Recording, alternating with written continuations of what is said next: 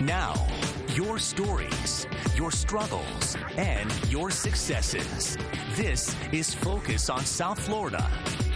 You're about to meet a South Florida woman who, through losing everything, redefined having it all. Her world, as she knew it, stopped after a freak accident, but she fought her way back and details that journey in an inspirational book that's called When All Balls Drop: The Upside of Losing Everything.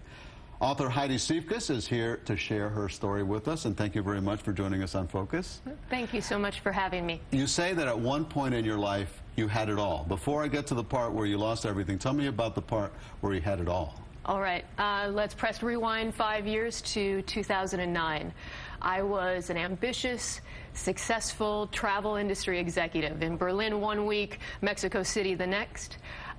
Married to a Brazilian chef here in Miami, a homeowner in Broward County, and an active and healthy lifestyle. Then, on one of my travels to Hudson River Valley in New York, a 1,000-pound tree limb out of nowhere struck me, breaking my neck and leaving me unconscious for days.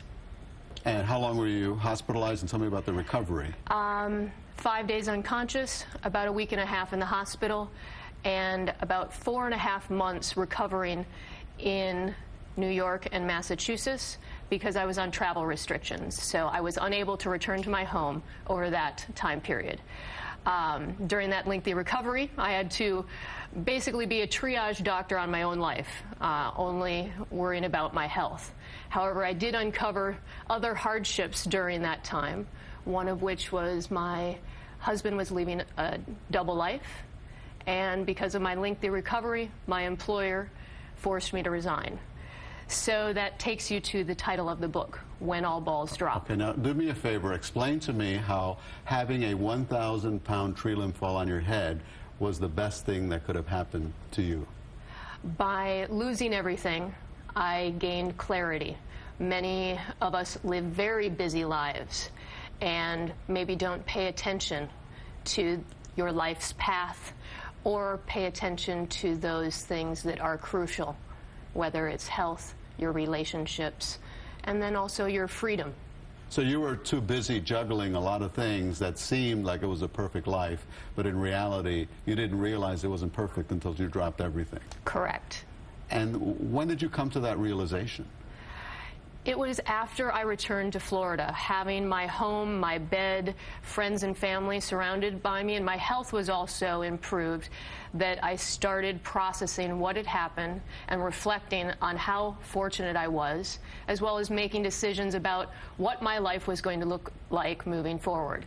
I eventually made decisions about my marriage, that I would divorce, and that I would no longer work for someone else, that I would pursue my passions, which were writing, inspiring, traveling, and that's what I do now as a hybrid career as an author.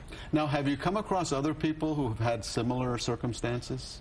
I think it is a natural instinct that once you lose either your health or you go through some trauma, that you change your mental channel. And that's what I did. I changed my perspective on every moment. Now, you detail all this in your book. What's the takeaway, though, for people who say, well, you know, I think things are going pretty well for me right now, but maybe they don't realize what's really happening? Everyone has a story, and mine isn't the worst story. I am, yes, a hero of that story, but the takeaway is something that everyone can use, and I call it looking up, which it is stemming from the power of perspective and the power of the mind. I use this through my full-blown life catastrophe, and you can use it daily. It has two major components. One is to appreciate your surroundings, both the beauty as well as the hazards. So be in the moment. Don't be juggling all the time. And the second is to spin each situation positively. Although it may appear negative, it could be a blessing in disguise or a needed detour on your path. So I many times tell people you can't change your boss's mood or the stupidity of a South Florida driver, or even your DNA, but you can change the way that you think about that. And so that's looking up. How do you get busy people who have so much going on and are juggling so many things to live in the moment, as you say? You don't need to have a tree fall on you to do it, but it is a conscious decision that you have to make to slow down. I have been known to do this in my car. I've been known to do this on a spin bike.